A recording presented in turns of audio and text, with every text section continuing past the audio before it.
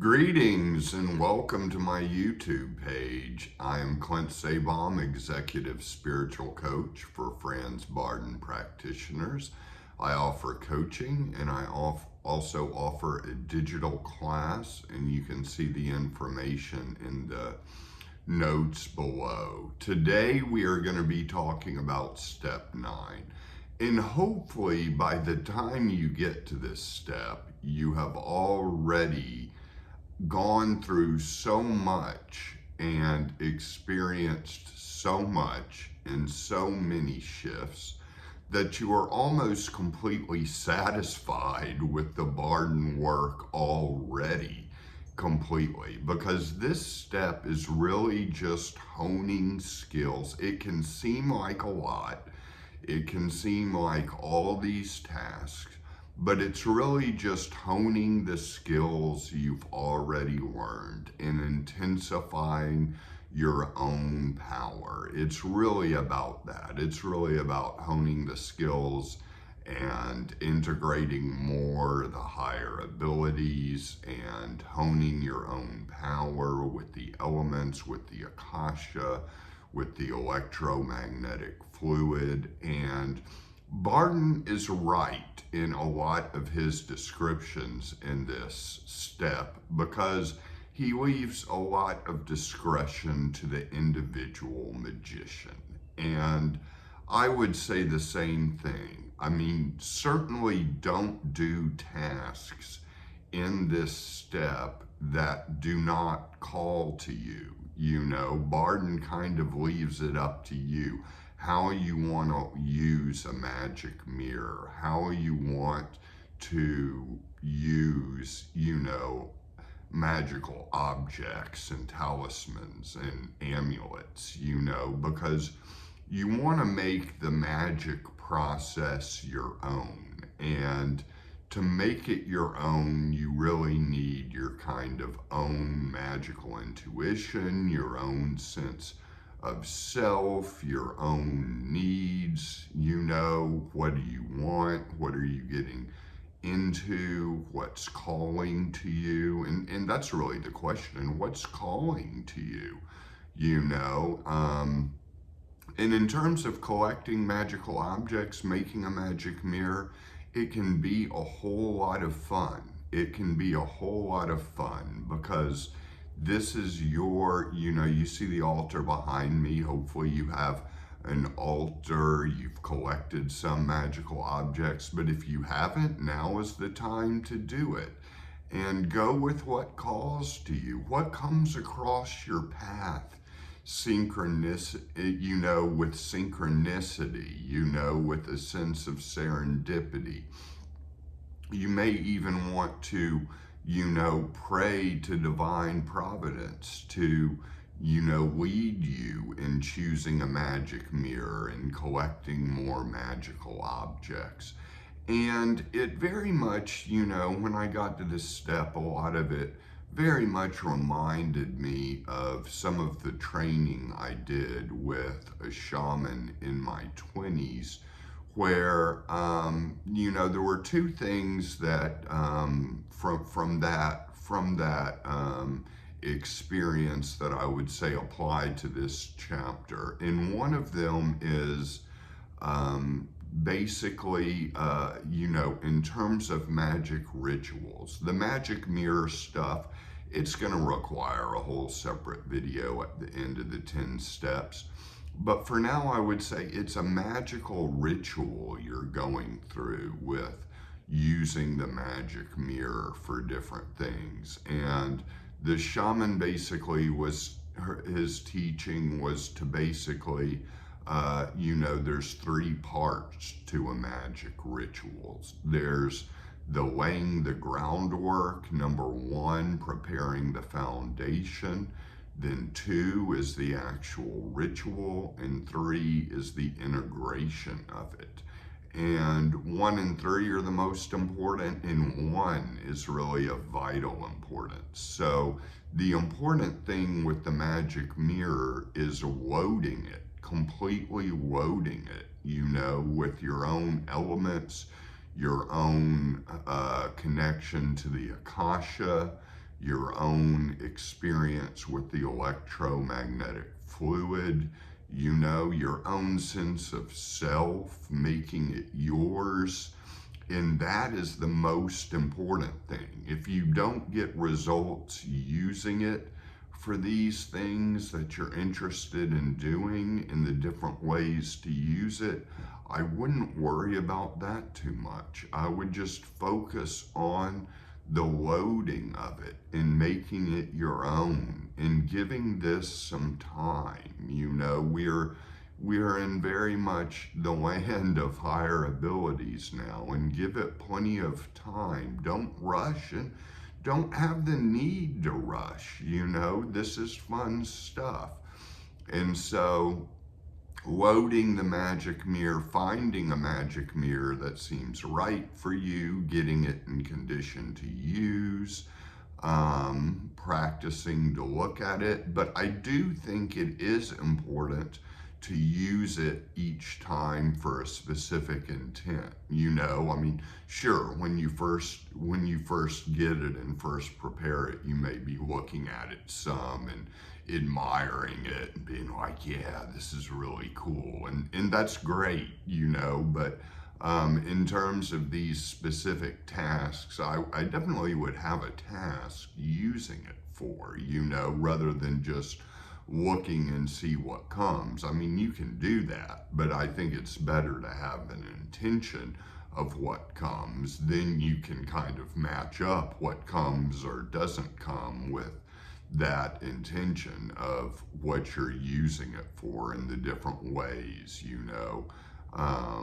and past, present, future, departed beings, whatever it may be that you're using the magic mirror for. And in the soul, that's the spirit schooling, the magic mirror stuff. And in the soul schooling, basically there's the separation of the astral body from the physical body. And if you were seeing my video on step 8, you remember this is the kind of astral projection and astral travel that I really don't like.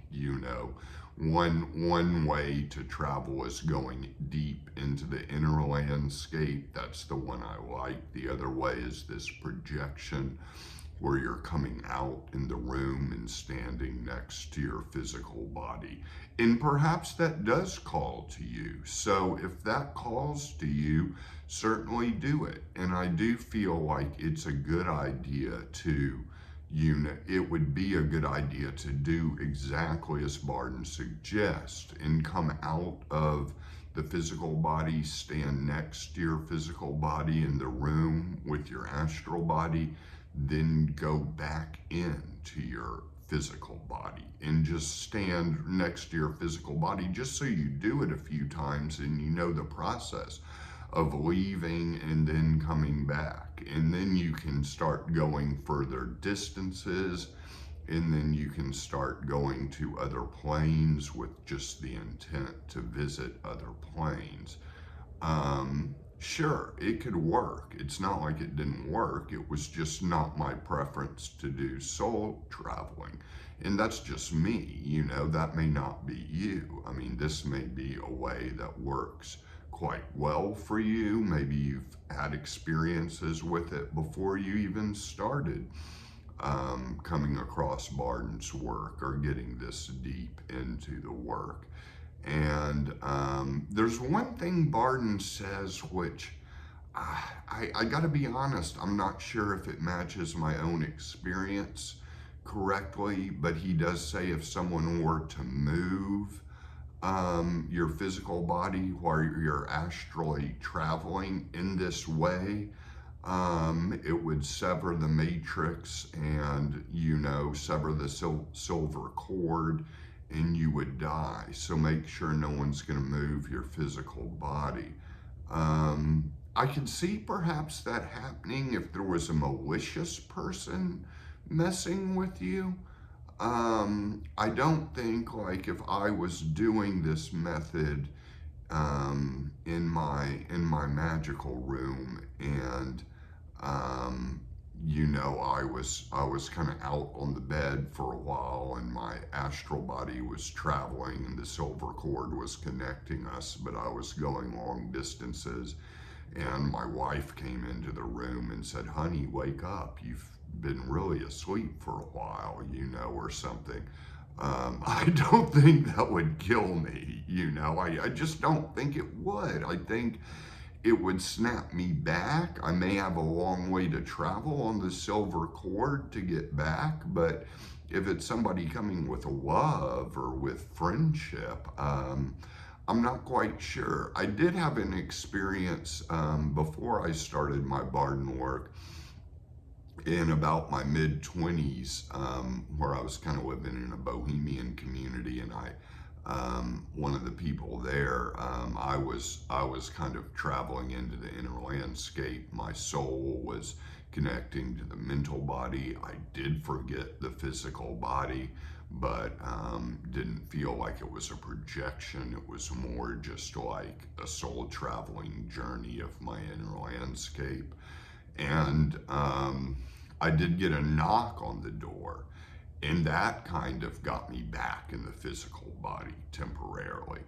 And I kind of came back too, and I realized my physical body was laughing a whole lot. And I went to the door and opened it, and it was a great inner journey I had. It was a great inner journey. It was to the kingdom of heaven, but I mean, that may require a whole separate video, that journey, but for now I'll just say, the friend knocking on my door was saying, "I'm hearing this most maniacal laughter," and I just said, "Yeah, I'm feeling good. I'm doing good tonight."